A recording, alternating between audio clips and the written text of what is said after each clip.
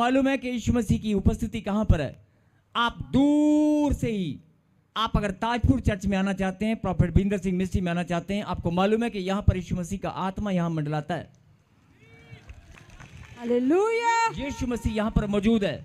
अगर आपकी और आप भी किसी कोढ़ से ग्रस्त हैं, अगर आप भी किसी कोढ़ से पीड़ित हैं, आप नहीं आ सकते, लेकिन आप अपने बड़े विश्वास को दिखा सकते हैं। आप दूर से चिल्ला सकते हैं, जैसे इन कोढ़ियों ने चिल्लाया। क्या कहा उन्होंने दूर खड़े होकर ऊंचे शब्द से कहा, हे यीशु, हे स्वामी, हम पर दया कर। अगर आपने विश्वास के साथ कितनी भी दूर आप खड़े हैं और कितनी भी बड़ी बीमारी से आप पीड़ित हैं,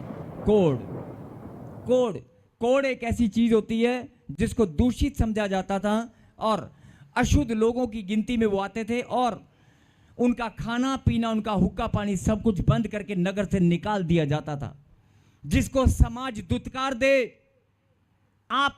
आज आपके परिवार के लोग, आपके घराने, आपके समाज के लोग आपको भी दुत्कारते हैं, आपको भी गंदी नजर से देखते हैं, आपको भी अपमान महसूस होता है, आपको भी ताने मारे जाते हैं, आपको भी लगता है कि यार मेरे रिलेटिव, मेरे परिवार के लोग मेरी कदर नहीं करते, मेरी इज्जत नहीं करते। आप अपने आप को अपमानित महसूस करते हैं। आपका जीवन कैसा भी हो, लेकिन आपको यीशु मसीह यहां पर क्या बता रहे हैं कि जैसे उन कोढ़ियों ने दूर से मुझे पुकार कर कहा, हे यीशु, हे स्वामी, हम पर दया कर। अगर तू भी, मेरी बेटी, कैसे भी अपमान से घिरी है, कैसे भी कहीं भी किसी भी परिस्थिति में तू खड़ी है, जैसे वो कोढ़ी कहीं पर खड़े थे, अगर तू कहीं भी किसी भी स्थान से मुझे पुकार लेगी, मैं तेरी पुकार को सुनूंगा। जैसे उन्होंने कहा था, हे यीशु, हे स्वामी, मुझ पर दया कर। ऐसे जब तू पुकारेगी, बहुत सारे लोग कहते हैं 4 साल हो गए मुझे, 5 साल हो गए चर्च में आते हुए, प्रार्थना करते हुए, लेकिन मेरी प्रार्थना सुनी नहीं गई। तो परमेश्वर आपको बताना चाहते हैं, अगर तेरी प्रार्थना में विश्वास है, अगर तेरी प्रार्थना में दम है और तेरे मन की सच्चाई से तो मुझे पुकार रही है ना।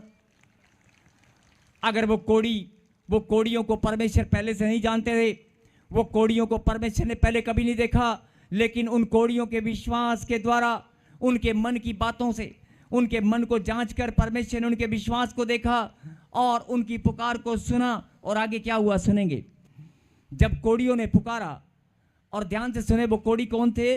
वो कोढ़ी वो थे जिनको समाज ने दुत्कार कर अलग से रख दिया था, जिनको नगर से निकाल दिया था, जिनकी समाज में कोई कदर नहीं थी, जिनको लोग अशुद्ध मानते थे। आज बहुत सारे लोग आपको भी गलत नजर से अशुद्ध मानते हैं या गलत नजर से आपको देखते हैं, आपका सम्मान नहीं है, तो घबराने की जरूरत नहीं है। परमेश्वर बोलता है कि तेरी पुकार को मैं सुनूंगा। बोलो आमीन। आमीन। हे यीशु, हे स्वामी, हम पर दया कर। और 14 पढ़ेंगे। 14, उसने उन्हें देखकर कहा, जाओ और थे जिन्होंने यीशु मसीह को पुकारा, वो 10 के 10 कोढ़ी थे, क्योंकि उनके पास कोई और रास्ता नहीं था। ध्यान से सुने, उनके पास कोई और रास्ता नहीं था। जब कोढ़ियों को नगर से निकालकर एक स्थान पर बिठा दें कि भाई ये तेरा दायरा है, ये तेरी सीमा है और इससे बाहर तू नहीं जाएगा, और अगर इससे बाहर तू जाएगा तुझे मार दिया जाएगा। ऐसे ऐसे दंड पहले मिला करते थे, हम सब जानते हैं। बड़े ध्यान से सुनने की बात है। 10 कोढ़ी एक स्थान पर इकट्ठा थे।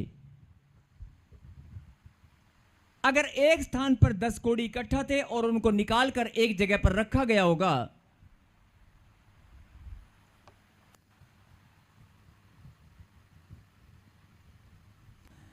तो आप समझने की कोशिश करें कितने लंबे समय से, ध्यान से सुनना, बड़े ध्यान से सुनना, कितने लंबे समय से वो कोढ़ी इकट्ठा होंगे।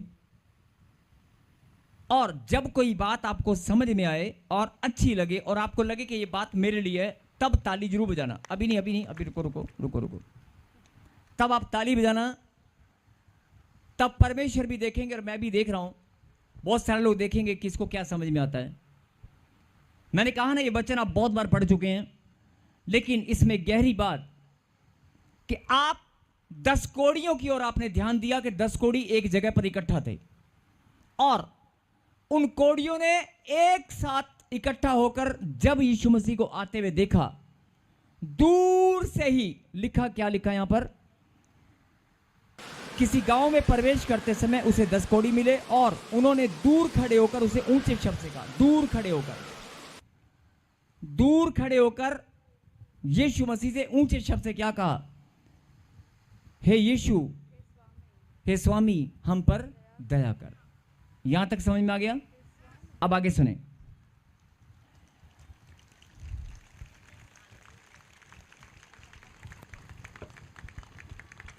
हालेलुया।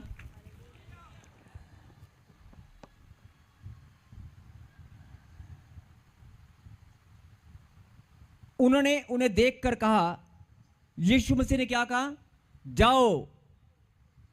और अब आपने एक बात पर ध्यान दिया, यीशु मसीह को देखकर 10 कोड़ियों ने पुकारा, यीशु मसीह हम पर दया कर। लेकिन आपने एक बात को नोट नहीं किया होगा कि कोड़ियों को जब नगर से निकालकर अलग रखा जाता था, क्या मालूम वो 6 महीने से, 3 महीने से, 1 साल से, 2 साल से, क्या मालूम वो कितने लंबे समय से वहां पर इकट्ठा थे, क्या मालूम वो कितने समय से वहां पर इकट्ठा थे। लेकिन और वो यीशु के पास जाने का रास्ता नहीं जानते थे कि यीशु मिलेगा कहां। वो नहीं जानते थे कि यीशु कहां रहता है, कहां से आता है, कहां को जाता है, वो नहीं जानते थे। और वो सिर्फ जानते थे कि यीशु मसीह चंगाई करता है। लेकिन क्या हुआ, वो रास्ता